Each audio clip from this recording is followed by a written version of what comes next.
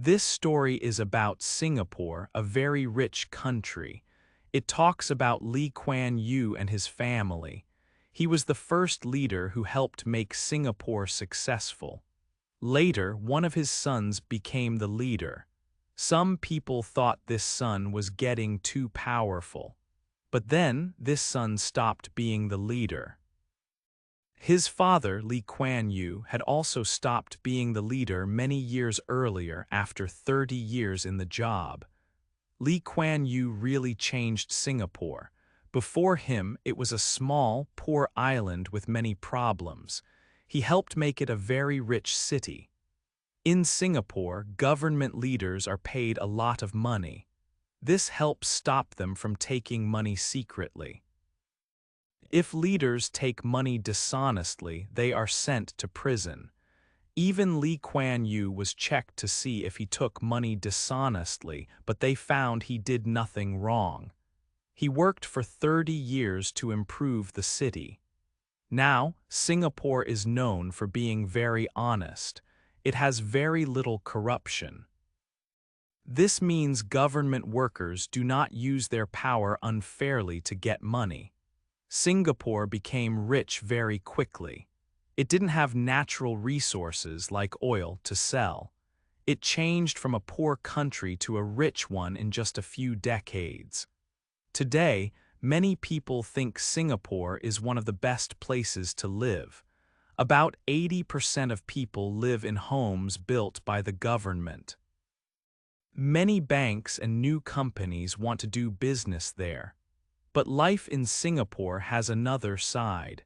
People have less freedom than in some other countries.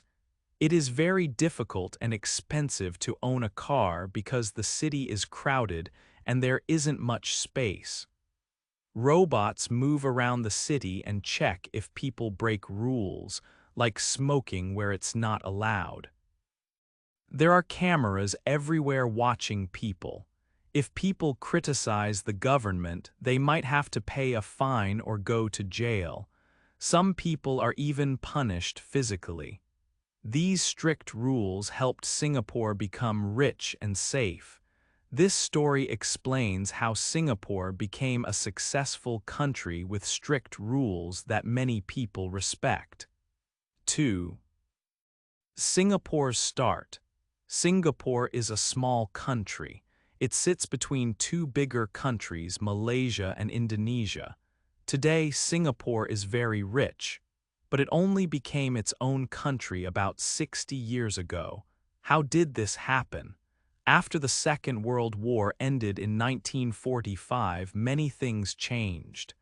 Countries in Europe, like Britain and the Netherlands, had ruled over lands far away. These lands were called colonies. But after the war, the European countries were tired and weak. People in the colonies wanted to be free and rule themselves. In Indonesia, people fought against the Dutch rulers. They fought hard, sometimes hiding and fighting in the forests. Indonesia became independent in 1949. Next door in Malaya, things were also changing. Malaya was ruled by Britain. Some people there believed in communist ideas. Many Chinese people lived in Malaya. They came to work hard for little money on farms and in mines. Some of these workers supported the communist ideas. Britain worried about this. Singapore was also a British colony. It was an island like Hong Kong. Britain started the city long ago in 1819.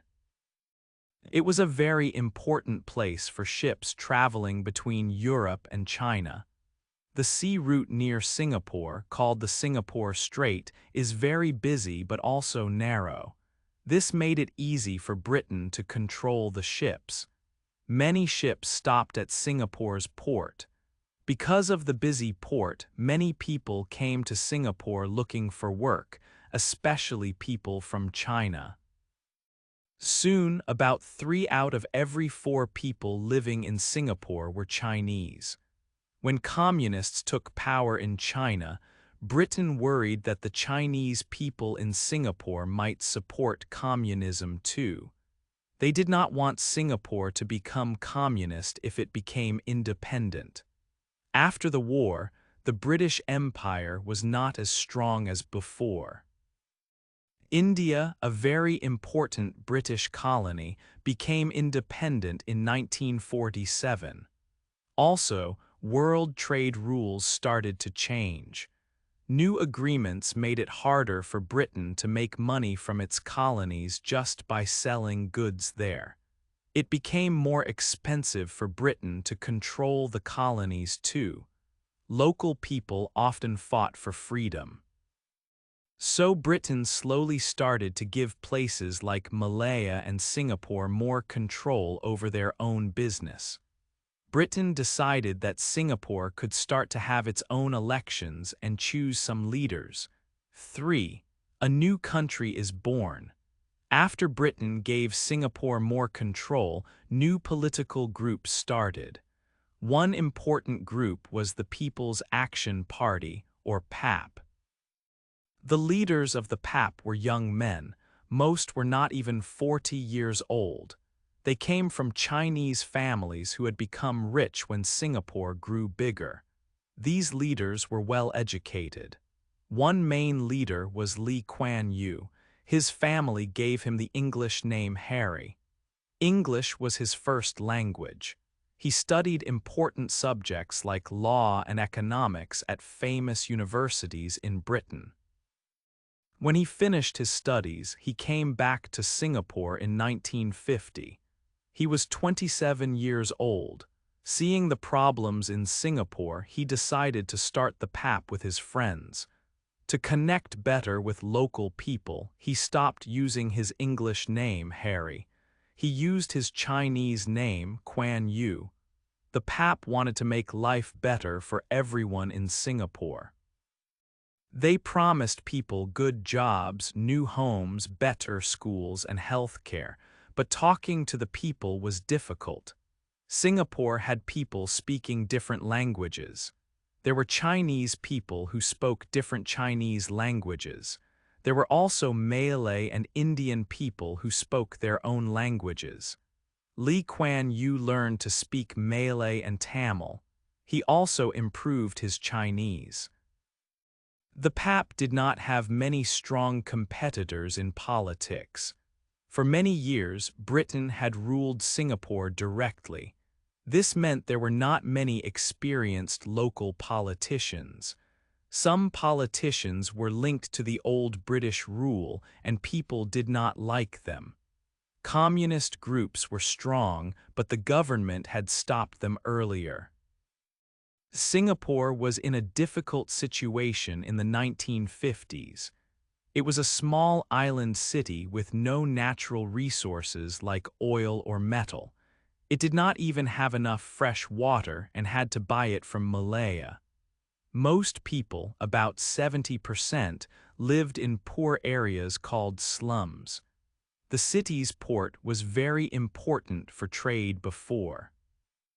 But now neighbor countries like Malaysia and Indonesia were independent. They wanted to use their own ports, not Singapore's. Singapore's port was becoming less busy. Not many people wanted to lead such a poor country with so many problems. Because of this, the PAP easily won the first real election. They got 84% of the seats in the government. Lee Kuan Yew, as the leader of the winning party, became the prime minister. He was only 35 years old. One of his first big decisions was to ask Malaya, the country next door, to join together. He said Malaya had land and Singapore had a good port for trade. Malaya agreed. Together, they formed a new, larger country called the Federation of Malaysia. 4. Hard times for Singapore. Singapore joined with Malaya to make a new country called the Federation of Malaysia. At first, this seemed like a good idea, but soon there were big problems. The government in Malaysia started to give special help only to Malay people. Malays got help with business, free places at university, and special chances for government jobs.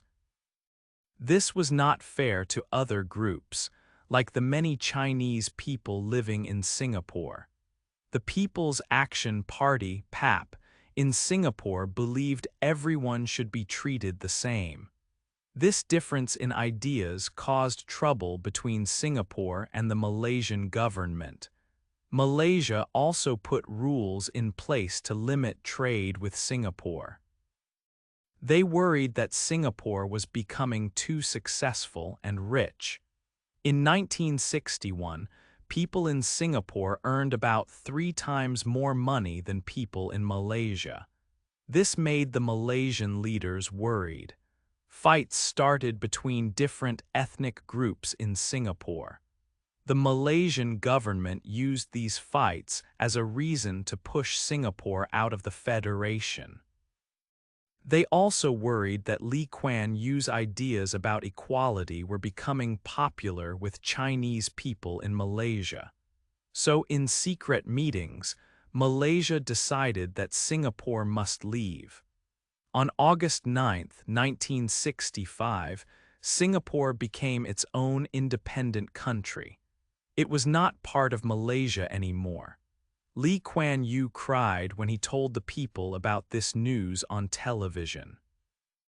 Many people around the world did not think Singapore could survive alone. They called it a project that could not work. Singapore had unfriendly neighbors. Malaysia and Indonesia were fighting each other over the island of Borneo. Indonesia believed Malaysia was created to help Western countries. Indonesia wanted to be bigger and include Singapore. In 1965, Indonesian soldiers secretly put a bomb in a bank building in Singapore. Some politicians in Malaysia also wanted to take control of Singapore again and remove Lee Kuan Yew from power. Singapore had a very small army to protect itself. It only had 2 groups of about 1,000 soldiers each. Most of these soldiers were Malay. Singapore's main goal was simple: to survive.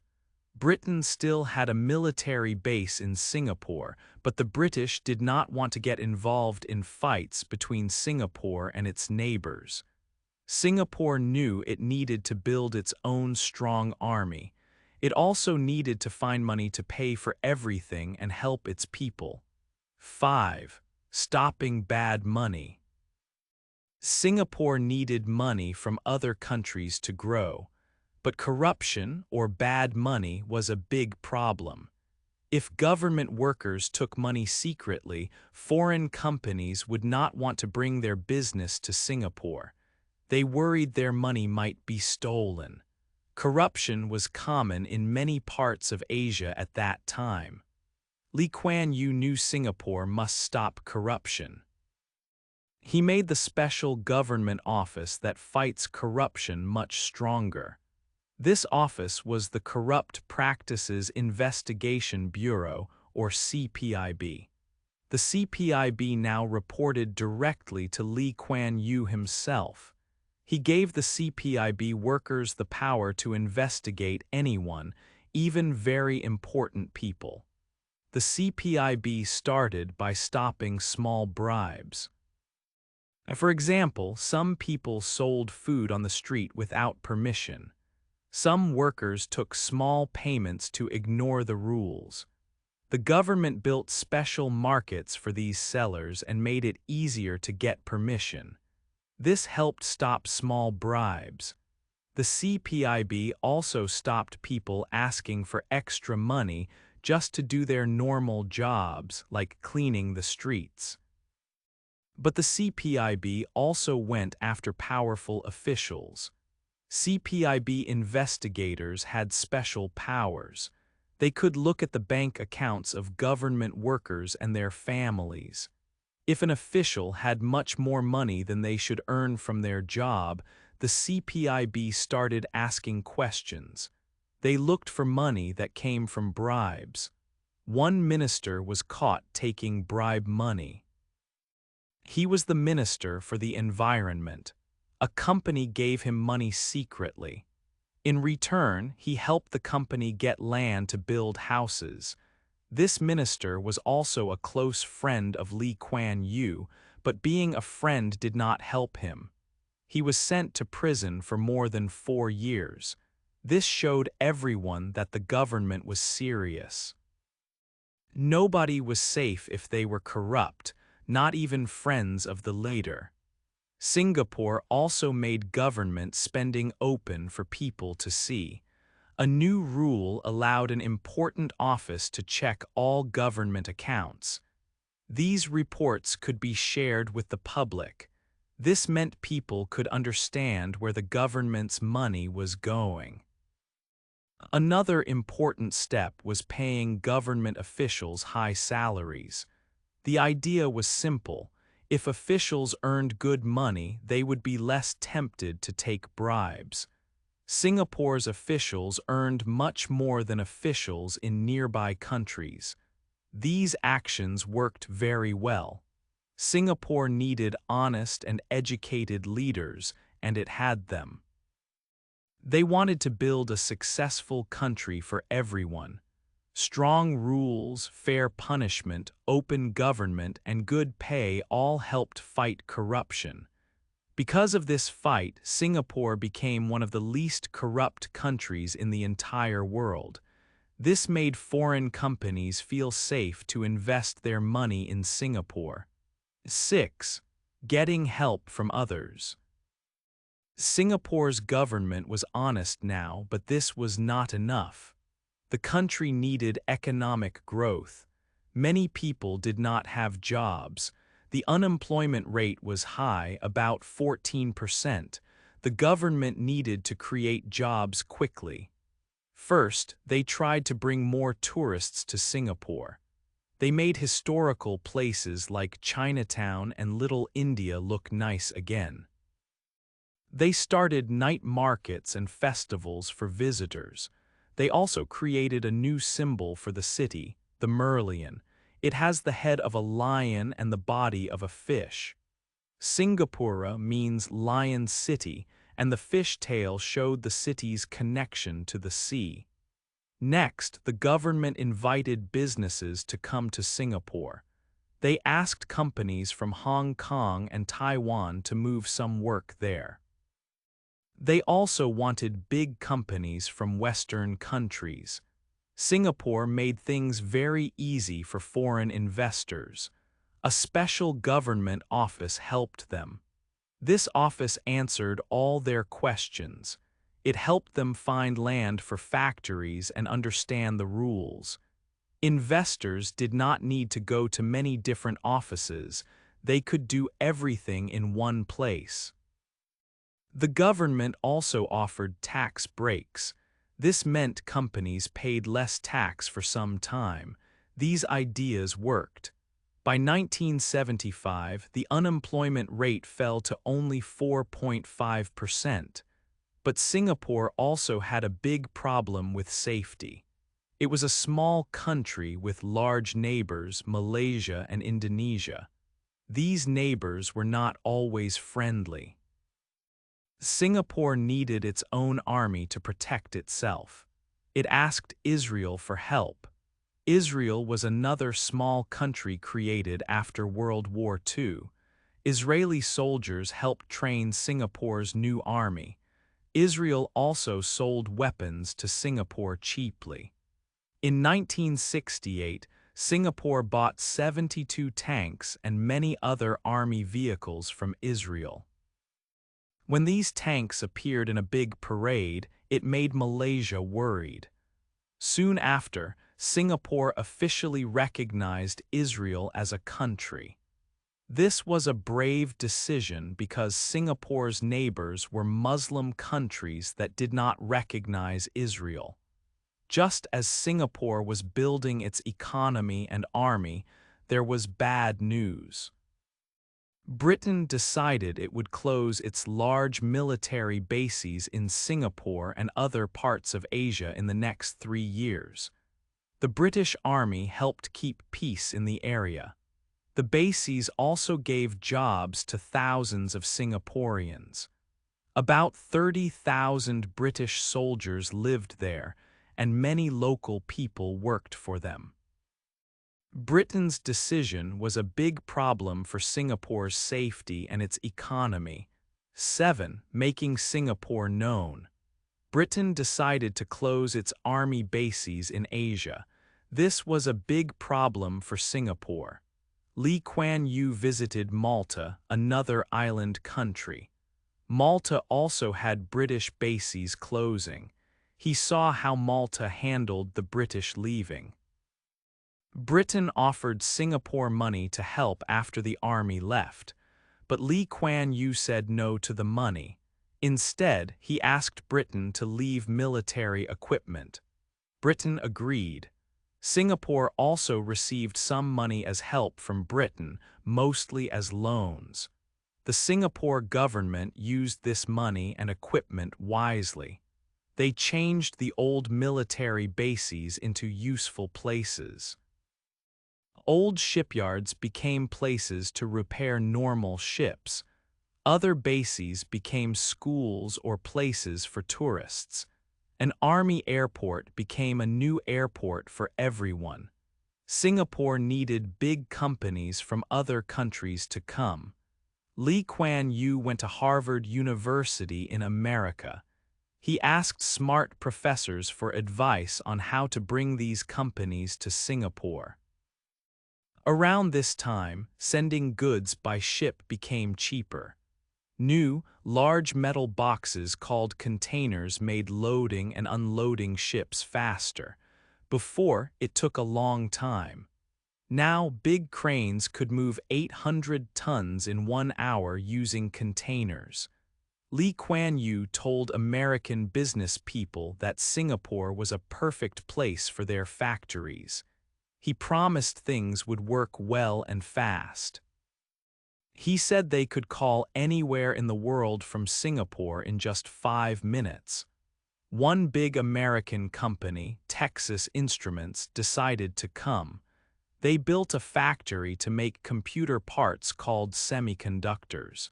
To make Singapore look good to visitors and companies, the government cleaned the city. They planted many trees and made parks.